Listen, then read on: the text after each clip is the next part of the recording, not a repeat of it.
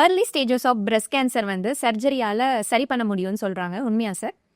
Actually பார்த்தீங்கன்னா breast cancers வந்து curable. க்யூரபிளுக்கும் டிஃப்ரென்ஸ் தெரியணும். ட்ரீட் பண்ணலாம், அவ்வளோதான்.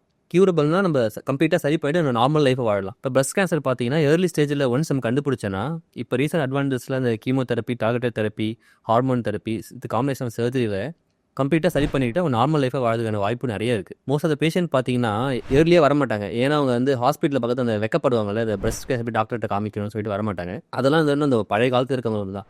இப்போ நிறைய பேஷண்ட்ஸ் பார்த்தீங்கன்னா ஏர்லியாக வந்துடுறாங்க. நம்ம ஒன்ஸ் அவங்களுக்கு வந்து முன்னாடிலாம் வந்து ஃபுல் பிரஸ்ட்டை எடுத்துடணும், அது மாதிரிலாம் இருக்குது.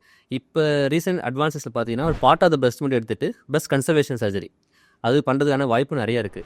பிரஸ்ட் டியூமர் மாதிரி தைராய்டு கேன்சர், இது ரெண்டுமே பார்த்தீங்கன்னா 95 to 98% வந்து க்யூர் பண்ண முடியும் அட் ஏர்லி ஸ்டேஜஸில். அதனால் உங்களுக்கு எதனா டவுட் இருக்குது, தைராய்டில் வந்து ஒரு கட்டி மாதிரி தெரியல, நெக்கில் வந்து ஸ்வெல்லிங் இருக்குது, இல்லை பிரஸ்ட்டில் ஒரு கட்டி மாதிரி தெரியுதுன்னா, நீங்கள் எவ்வளோ சீக்கிரம் வந்து ஒரு மருத்துவரை பார்க்குறீங்களோ ரொம்ப நல்லது.